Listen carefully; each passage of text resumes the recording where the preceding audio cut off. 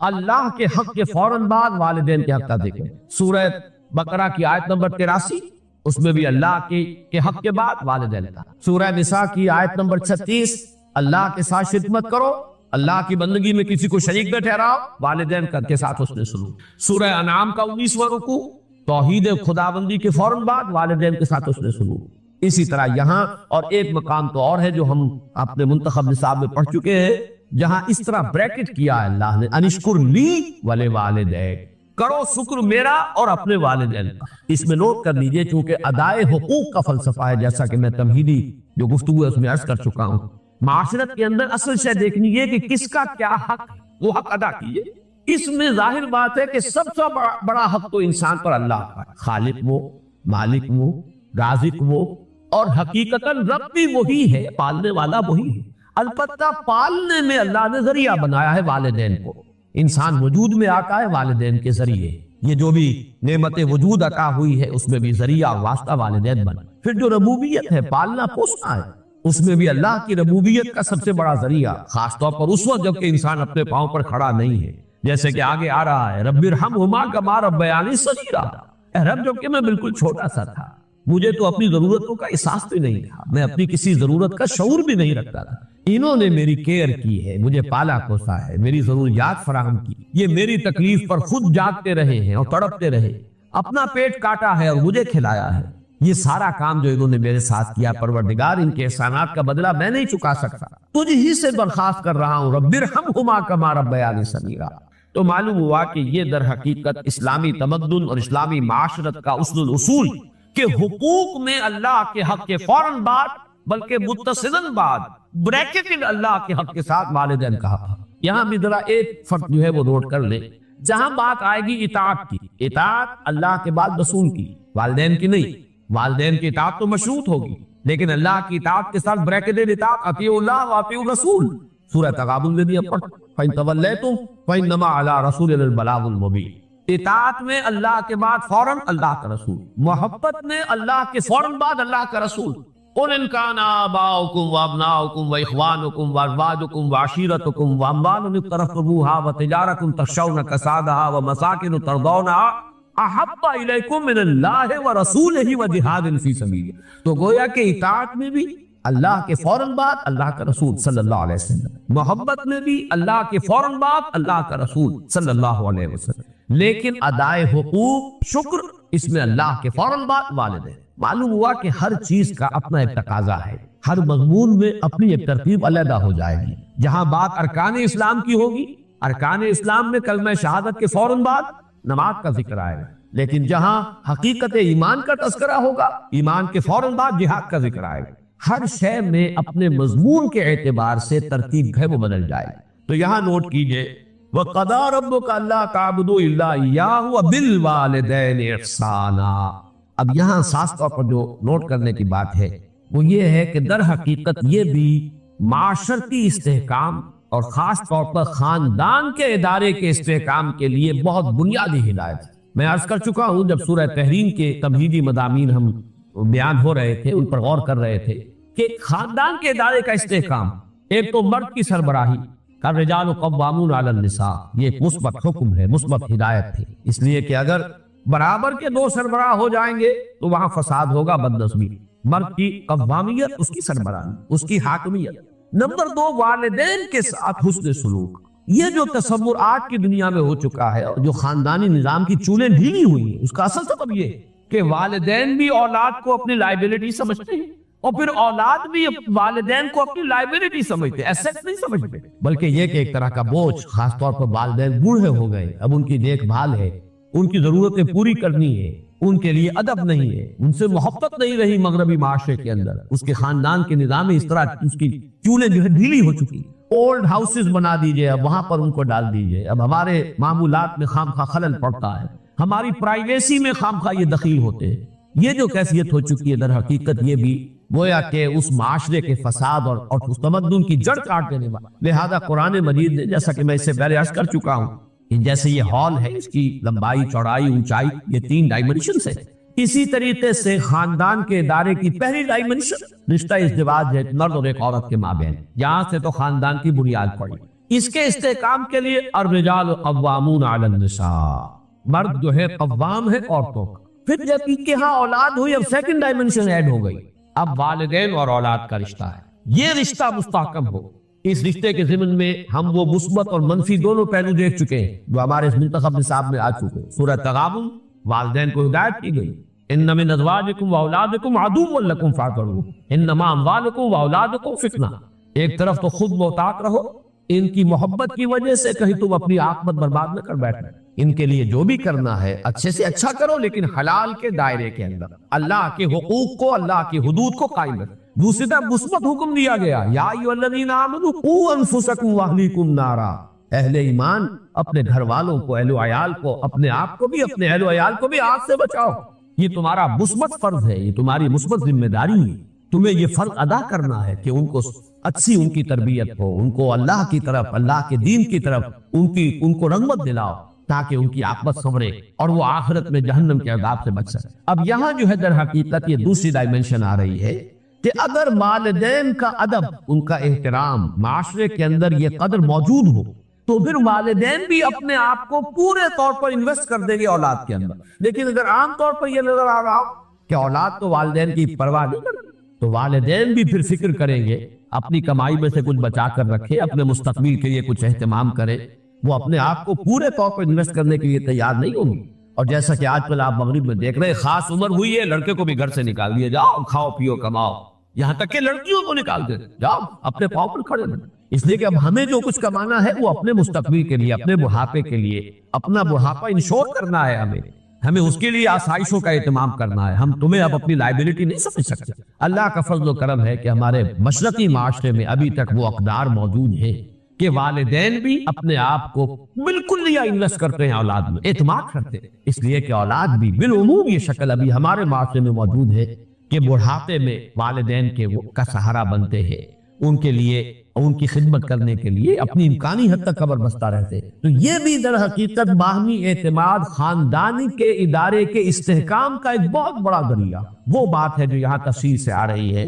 وَقَضَىٰ رَبُّكَ أَلَّا تَعْبُدُوا إِلَّا إِيَّاهُ وَبِالْوَالِدَيْنِ إِحْسَانًا، والدین کے ساتھ حسن سلوک۔ اور اس مقام پر، اس مضمون پر، یہ مقام ضربۂ سلام ہے قرآن مجید۔ جتنی تاکید یہاں آئی ہے اور جتنے اسلوب کے ساتھ اس کو بیان کیا گیا ہے یہاں، واقعہ یہ ہے کہ یہ ضربۂ سلام چوٹی ہے قرآن مجید کی اس موضوع پر۔ اما یبلغن عندک الکبر احدہما او کلاہما، اگر پہنچ ہی جائیں تمہارے پاس کبر، بڑی عمر کو، بڑھاپے کو، احدہما ان دونوں میں سے کوئی ایک، او کلاہما یا وہ دونوں، فقل فلا تقل لہما اف، تو انہیں اف تک مت کہو۔ یہ اف کیا شے ہے؟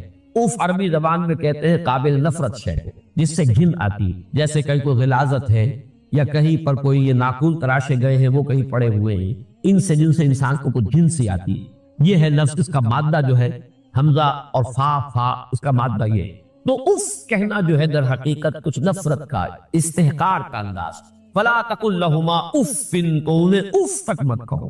قرآن مجید میں یہ لفظ آیا ہے، ایک تو یہ کہ حضرت ابراہیم علیہ السلام نے کہا تھا اف لکم وما تعبدون، بڑی نفرت و حقارت کے ساتھ اپنی قوم سے خطاب کر کے کہا تھا تمہارے لیے اور تمہارے معبودوں کے لیے تف ہے، تم پر بھی اور تمہارے معبودوں پر بھی، یعنی یہ کہ میں ان سب سے بری اور میرا ان سے کوئی کسی قسم کا کوئی تعلق نہیں۔ انی وجہت وجہی للذی فطر السماوات والارض حنیفا وما انا من المشرکین۔ اور یہی لفظ ایک مرتبہ آیا ہے سورہ احقاف کی آیت نمبر 17 میں کہ جو ناخلف اولاد ہوتی ہے وہ اپنے والدین سے جس طریقے سے مخاطب ہوتی ہے، اف لکما اتعداننی، کس کا کیا آپ ڈھکوسنے کی باتیں کر رہے ہیں؟ کیا مجھے بتا رہے ہیں کہ میں جب مر جاؤں گا اور مٹی ہو کر مٹی میں مل جاؤں گا پھر مجھے اٹھا لیا جائے گا؟ تو وہاں بھی لفظ اف آیا ہے۔ تو یہاں نوٹ کیجئے، فلا تقل لہما اف، انہیں اف تک نہ، کسی معاملے میں کہیں انہیں یہ احساس، اس کا اصل مفہوم سمجھیے، ان کے احساسات مجروح نہ ہو، یہ ہمیں کوئی اپنے اوپر بوجھ سمجھ رہے ہیں، یا یہ کہ ہم سے کسی درجے میں کوئی نفرت کر رہے ہیں، ہمیں اب کوئی بنظر استحقار دیکھ رہے ہیں۔ اولاد کی طرف سے یہ طرز عمل والدین کے لیے ظاہر بات ہے کہ نہایت ان کے جذبات کو مجروح کرنے والا ہوگا۔ فلا تقل لہما اف ولا تنہرہما، جھڑکو مت۔ یہ آگے بات مزید واضح ہو جائے گی۔ کبھی ایسا ہوتا ہے کہ بڑی عمر کو والدین پہنچ گئے ہیں، تو جیسے خود قرآن مجید میں سورہ حج میں بیان کیا گیا ارذل العمر، ایک بڑی عمر ایسی بھی ہوتی ہے کہ وہ جس کو ارذل عمر کہا گیا ہے، اور اس میں کہ لا یعلم من بعد علم شیئا، انسان کے حافظے میں، ذہن میں، سوچ میں وہ ترقی معکوس شروع ہو جاتی، بلکہ یہ کہ بچپن کی سی کچھ باتیں جو ہے وہ عود کر آتی ہے، لوٹ کر آ جاتی ہیں، وہی عادتیں، وہی خواہشات۔ ظاہر بات ہے کہ اس وقت والدین کی ہر بات نہیں مانی جا سکتی، ان کی کسی فرمائش کو رد بھی کر دینا پڑے گا، لیکن لا تنہر، جھڑکو مت، بات جو ہے وہ قل لہما قولا کریما، بات کرو ان کے ساتھ نرمی کے ساتھ، ادب کے ساتھ، شائستگی کے ساتھ۔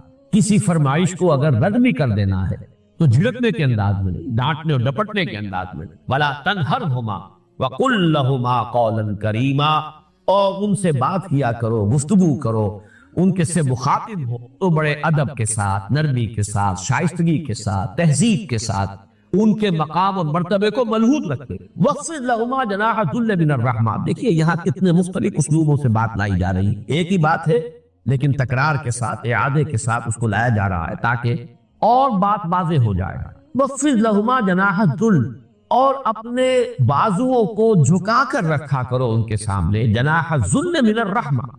اب ذل بھی کہتے ہیں کسی کے سامنے پست ہو جانا، کسی کے سامنے اپنے آپ کو بچھا دینا۔ پھر رحمت اور شفقت، یہ جو کیفیت ہے جذبات کے اندر، ان کے سامنے یہ رہو، تمہاری روش یہ ہو، تمہارا انداز یہ ہو، جیسے لفظ قنوت ہے، قانتین اور قانتات، اللہ کے فرما بردار۔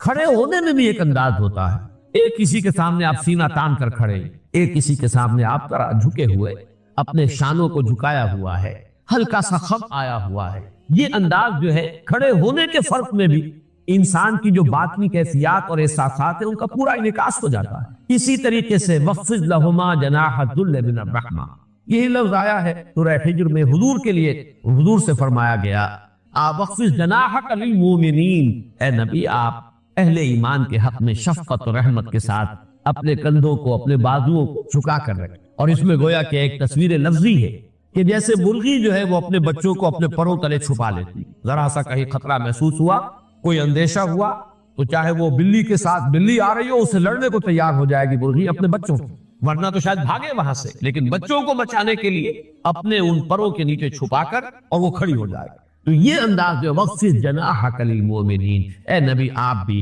اپنے کندھوں کو، اپنے بازوؤں کو شفقت کے ساتھ اہل ایمان کے سامنے جھکا کر رکھیں، وہ جب آئے تو محسوس کریں آپ نے رحمت اور رافت اور شفقت۔ وہ لفظ یہاں آیا ہے وَخْفِضْ لَهُمَا جَنَاحَ الذُّلِّ مِنَ الرَّحْمَةِ، یہ انداز اختیار کرو ان دونوں کے سامنے کہ اپنے بازوؤں کو، اپنے شانوں کو، اپنے کندھوں کو جھکا کر رکھیں، من الرحمہ، نیاز مندی کے ساتھ، رحمت اور شفقت کے ساتھ۔ وَقُلْ رَبِّ ارْحَمْهُمَا كَمَا رَبَّيَانِي صَغِيرًا، اور یہ جان لو کہ تم کتنی بھی کوشش کر لو اپنے والدین کا حق ادا نہیں کر سکتے۔ اللہ سے دعا، اللہ سے مانگو، وَقُلْ رَبِّ ارْحَمْهُمَا، کہو اے رب میرے ان پر رحم فرمائیو، کما ربیانی صغیرا، جیسے کہ ان دونوں نے مجھے پالا پوسا تھا جبکہ میں چھوٹا سا تھا۔ یہ میں کئی مرتبہ کر چکا ہوں، یہ تربیت جو ہے باب تفعیل سے، ربا یربی تربیتاً، اس میں اختلاف ہے کہ مادہ اس کا را با با ہے یا را با واو ہے، حرف علت جو ہے آخر میں، لیکن یہ کہ ایک رائے یہ بھی ہے کہ یہ دونوں ایک ہی مادے کی بدلی ہوئی شکلیں ہیں۔ اس بحث میں اس وقت میں تفصیل میں نہیں جانا چاہتا، مختلف مواقع پر یہ بات آ چکی ہے۔ یہاں نوٹ کر لیجئے، تربیت، پالنا، پوسنا، پروان چڑھانا، یہ لفظ ربیا یہ باب تفعیل ہے، ربا یربی تربیتاً، کما ربیانی صغیرا، اے رب میرے جیسے انہوں نے مجھے پالا پوسا، میری تکلیف پر تڑپتے رہے، بیمار میں تھا جاگتے یہ رہے، اپنا پیٹ کاٹا مجھے کھلایا، اپنی آرام کی قربانی دی اور میرے لیے فکر مند رہے، لہذا اب ان کے احسانات کا بدلہ میں نہیں چکا سکتا، تجھ سے درخواست ہے کہ تو ہی ان پر رحم فرما۔ وَقُلْ رَبِّ ارْحَمْهُمَا كَمَا رَبَّيَانِي صَغِيرًا، لیکن اب آگے فرمایا رَبُّكُمْ أَعْلَمُ بِمَا فِي نُفُوسِكُمْ، تمہارا رب خوب جانتا ہے جو کچھ تمہارے جیوں میں، ان تکونوا صالحین، اگر تم واقعتاً صالح ہوئے، فَإِنَّهُ كَانَ لِلْأَوَّابِينَ غَفُورًا، تو اللہ تعالیٰ رجوع کرنے والوں کو معاف فرمانا۔ اس کا جو کانٹیکسٹ ہے اس کو سمجھ لیجئے کہ جیسا کہ میں نے عرض کیا کہ بڑی عمر کو پہنچنے کے بعد بسا اوقات والدین ہیں، اگرچہ والدین ہیں لیکن اب وہ سمجھ نہیں رہی ہے، شعور زائل ہو گیا ہے، جیسے کہ فرمایا وَمِنْكُمْ مَنْ يُتَوَفَّى وَمِنْكُمْ مَنْ يُتَوَفَّى وَمِنْكُمْ مَنْ يُرَدُّ إِلَىٰ أَرْذَلِ الْعُمُرِ لِكَيْ لَا يَعْلَمَ مِنْ بَعْدِ عِلْمٍ شَيْئًا، تم میں سے وہ بھی ہوتے ہیں جو پہلے ہی ان کی وفات ہو جاتی ہے، 40 50 60 70 برس کی عمر میں انسان فوت ہو گیا، ابھی حواس قائم ہوتے ہیں۔ وَمِنْكُمْ مَنْ يُرَدُّ إِلَىٰ أَرْذَلِ الْعُمُرِ لِكَيْ لَا يَعْلَمَ مِن بَعْدِ عِلْمٍ شَيْئًا، اور تم میں سے وہ بھی ہوتے ہیں کہ جو اس ارذل عمر کو لوٹا دیے جاتے ہیں کہ سب کچھ جاننے کے بعد کچھ نہ جانے۔ انسان کے حواس جو ہے وہ مختل ہو جاتے ہیں، انسان کا شعور زائل ہو جاتا ہے، وہ فہم باقی نہیں رہا، بچوں کی سی عادتیں، بچوں کی سی خواہشیں، بچوں کی سی فرمائشیں جو ہے وہ ہو رہی ہیں۔ اب ظاہر بات ہے اس سطح پر آ کر کوئی کتنا ہی صالح ہو بیٹا یا بیٹی، وہ اپنے والدین کی ہر فرمائش کو تو پورا نہیں کر سکتا، کہیں نہ کہیں تو رد کرنا پڑے، کہیں نہ کہیں تو فل سٹاپ لگانا ہو، کہیں تو انکار کرنا پڑے گا، اور کسی وقت ہو سکتا ہے کہ کوئی سخت انداز بھی اختیار کرنا پڑے۔ اگر فرض کیجئے کہ حواس بھی مختل ہو گئے ہو، اگر کہیں کسی کا ذہنی توازن ہی بگڑ گیا ہو تو کسی وقت سختی بھی کرنی پڑے۔ اس اعتبار سے یہ آیت بڑی اہم، ربکم اعلم بما فی نفوسکم۔ اگر اس طرح کی مجبوری کی حالت میں کہیں کوئی طرز عمل، اس طرز عمل کے منافی اختیار کرنا پڑ جائے کہ جس کا اوپر تذکرہ ہوا، مطلوب طرز عمل تو وہی ہے، وہ طرز عمل کیا ہے؟ فلا تقل لہما اف ولا تنہرہما وقل لہما قولا کریما واخفض لہما جناح الذل من الرحمت وقل رب ارحمہما کما ربیانی صغیرا۔ اس قدر تفصیل کے ساتھ مطلوب طرز عمل۔ لیکن یہ کہ اگر کوئی صورتحال ایسی ہو کہ جس میں اس طرز عمل کے برعکس کوئی روش بھی اختیار کرنی پڑے، تو اگر تمہارا اپنا باطن درست ہے، ربکم اعلم بما فی نفوسکم، اللہ خوب جانتا ہے جو کچھ تمہارے جیوں میں ہے، تمہارے دلوں میں ہے، تمہارے سینوں میں ہے، تمہاری نیت ہے، اس کو معلوم کس تم صورتحال پہ دوچار ہو اس کے علم ہے۔ ربکم اعلم بما فی نفوسکم ان تکونوا صالحین، اگر اندر کا معاملہ درست ہے، نیت تمہاری صحیح ہے، اندر سے تمہارا جو باطنی رویہ ہے وہ غلط نہیں ہوا ہے، اس میں ادب موجود ہے، احترام موجود ہے، والدین کے لیے محبت اور شفقت اور رحمت کے جو مطلوبہ جذبات ہیں موجود ہیں، لیکن مجبوراً کہیں کوئی طرز عمل اس کے منافی اختیار کرنا پڑ رہا ہے، فَإِنَّهُ كَانَ لِلْأَوَّابِينَ غَفُورًا، تو اللہ تعالیٰ جو ہے ایسے جو رجوع کرنے والے، یہ میں اس سے پہلے عرض کر چکا ہوں کئی مواقع پر، آبا یعوب اوبن تابا یتوب توبتن، یہ در حقیقت بہت ایک دوسرے کے قریب ہے۔ آبا یعوب سے اواب، یہ فعال کے وزن پر اس میں مبالغہ ہے، بہت رجوع کرنے والا۔ اور ظاہر بات ہے کہ جب کسی انسان کو اپنے والدین میں سے کسی کے ساتھ، بوڑھے والدہ یا بوڑھے والد یا بوڑھی والدہ کے ساتھ یہ رویہ اختیار کرنا پڑے گا تو اسے دکھ بھی پہنچے گا، خود افسوس بھی ہوگا، رنج بھی ہوگا، اندر ہی اندر وہ جو ہے صدمہ محسوس کرے گا۔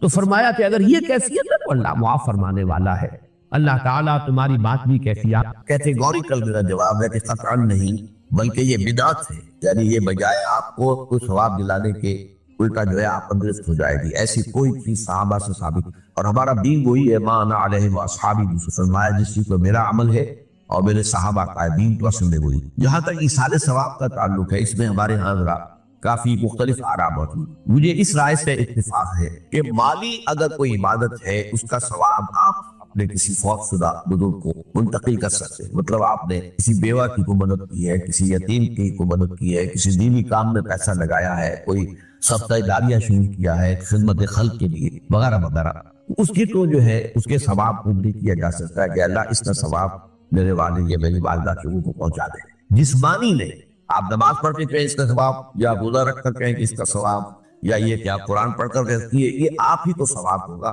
آپ خود پڑھیں گے آپ کو ثواب ہوگا۔ البتہ ایسے تمام افعال کے بعد جب آپ اللہ سے دعا کریں گے، یہ نہیں کہیں گے کہ میرے اس فعل کا ثواب منتقل کر دے، اے اللہ میرے والدین کی مغفرت فرما، تو یہ کوئی نیک کام کرنے کے بعد جو ہے اس دعا کی تاثیر جو ہے وہ بڑھ جائے، بس اس پہلو میں ہی ڈائریکٹلی کا ایک تعلق بن جائے گا، ورنہ یہ کہ وہ اس طریقے سے بچوں کو بلانا اور پڑھانا اور یہ جو ہے سوئم میں کرنا اور قرآن خوانی کی محفل، یہ سب بدعات ہے اور یہ در حقیقت دین میں اضافے ہیں اور ان کی کوئی حقیقت۔ دیکھیے انسانی زندگی کے یہ 3 دور ہیں، حیات دنیاوی جو ہماری پیدائش سے شروع ہو کر اور ہماری موت پر ختم ہوتا ہے، پھر حیات برزخی موت سے لے کر قیامت کے دن تک، اور پھر حیات اخروی ہے قیامت میں ریزریکشن کے بعد سے زندگی جو ہے جنت یا دوزخ کی۔ اس میں ان دونوں زندگیوں کے بارے میں تفصیل سے کوئی بات کرنا بالکل غلط ہے اور اس سے فتنے پیدا۔ ظاہر بات ہے کہ قبر، جسم تو قبر میں رہتا ہے، इसमें तो कोई शक नहीं। रूह कहाँ जाती है? क्या वो भी कब्र में रहती है या कहीं और चली जाती है? कुरान मजीद में सिज्जीन और आला इल्लीयीन का जिक्र मौजूद है, लेकिन ये तमाम चीजें मुतशाबिहात में से, ये तमाम कुरान मजीद में सूरह आल इमरान के शुरू में बयान किया गया है कि हमने ये किताब उतारी है, इसमें कुछ आयात मुहकमात हैं, कुछ मुतशाबिहात। वो मुतशाबिहात का एग्जैक्ट मफहूम जानना इस वक्त हमारे लिए मुमकिन नहीं। ये तो जब उस आलम में हम पहुंचेंगे तो मालूम होगा कि हाँ ये बात थी कि जो कुरान मजीद में इस कौल से कही गई थी। लेकिन ये कि इस वक्त जो है जितना कुछ हमें हदीस से सही में मिल जाएगा या कुरान में मिल, इस आलम में बरज़ख में भी ये तो होता है कि जो नेक लोग हैं उन्हें कुछ ना कुछ जो है असरात अच्छे उन पर पड़ते रहते हैं, उनकी अरवाह पड़ते हैं, और कुछ जो बुरे हैं उनके ऊपर जो आखिरी अंजाम होना है उसकी कुछ रिफ्लेक्शन होती रहती है, जिसको हदीस में कहा गया है कि हर खबर को है वो या तो जन्नत के बागीचों में से एक बागीचा है या दोज़ख के दरों में से एक रहा है, या कहीं कह दिया जाता है कि खिड़की खोल दी जाती है उसमें, या जन्नत की तरफ से ठंडी हवाएं आए, खुशबुएं आए, और या दोज़ख की तरफ से कि आग की लपट आए। दोज़ख में दाखिल होंगे क़यामत के बाद और जन्नत में दाखिल होंगे क़यामत के बाद ही, लेकिन उसके कुछ आसार पड़ने शुरू हो जाए, वो जिसको अंग्रेजी में आप कहते हैं coming events cast there shadows before, बाद में आने वाले वाकयात जो हैं उनके कुछ साए जो है पहले से आने शुरू हो जाते हैं। तो इसी तरह समझिए कि जो कुछ आखिरत में किसी इंसान के साथ होना है उसका एक अक्स जो है वो आलम बरज़ख में शुरू। इसीलिए कुरान मजीद में ये भी आया है कि ये जो आले फ़िरऔन थे ये सुबह शाम जहन्नम पर पेश किए जाते हैं और क़यामत के दिन जो कह दिया जाएगा अदखिलू आला फ़िरऔन, ना आपको दाखिल का दुआ किया। तो ये इस हद तक, बाकी ये है कि तफसील में जाना। हाँ एक राय है, ये शाह वलीउल्लाह देलवी रहमतुल्लाह अलैह की, अगर उनकी राय ना होती तो मैं इसे बयान भी न करता, लेकिन ये कि वो एक बहुत बड़े मुहद्दिस और बहुत मुफक्किर और दीन के फलसफे से बहुत बड़े वाकिफ इंसान थे। उनका कि जो औलिया अल्लाह होते हैं, अल्लाह के नेक बंदे, अल्लाह के बंदे, उनके इंतकाल के बाद उनकी रूहों को भी अल्लाह फरिश्तों के तमक़े अस्फ़ल में शामिल कर दे। ये फरिश्ते हैं ना इस वक्त भी मौजूद है। अभी शायद अगले जुमे में मैं वो हदीस जो है उसका बयान आएगा कि जब भी किसी घर में, अल्लाह के घर में कुछ लोग इसलिए जमा हो कि अल्लाह की किताब पढ़े और समझे और समझाएं, तो उनके ऊपर फरिश्ते घेरा उनका डाल देते और उन पर अल्लाह की तरफ से सकीनत नाजिल होती है और रहमत नाजिल होती है, और अल्लाह उनका जिक्र करता है फरिश्तों के पास, देखो मेरे बंदे तुम कहते थे ये फसाद मचाएगा, देखो ये भी सुनेगा जो मेरे कलाम को पढ़ने के लिए मेरे घर में जमा। तो फरिश्ते हैं, हमें से हर एक के साथ दो फरिश्ते मौजूद। तो ये फरिश्ता अस्फल है, सबसे नीचे, जो दुनिया के कारोबार को चलाने में अल्लाह ताला के सिविल सर्वेंट्स है। फिर से ऊपर के फरिश्ते हैं, उससे और ऊपर के फरिश्ते तो मुक़र्रबीन है जो अल्लाह ताला के करीब करीब से, लेकिन ये मलाइका के तबक़े असल में शामिल कर लेते हैं ताकि जो काम अल्लाह ताला मलाइका से लेता है वो उनसे लेने शुरू कर देता है। लेकिन हमें ये इजाजत नहीं है कि हम फरिश्तों को पुकार कर रहे हैं, क्या फरिश्ते है, जिब्रील है, मिकाईल या फलां है, मुनकर जो किया मेरे जो है किरामन कातिबीन, मेरा ये काम कर दो, नहीं, ये शिर्क।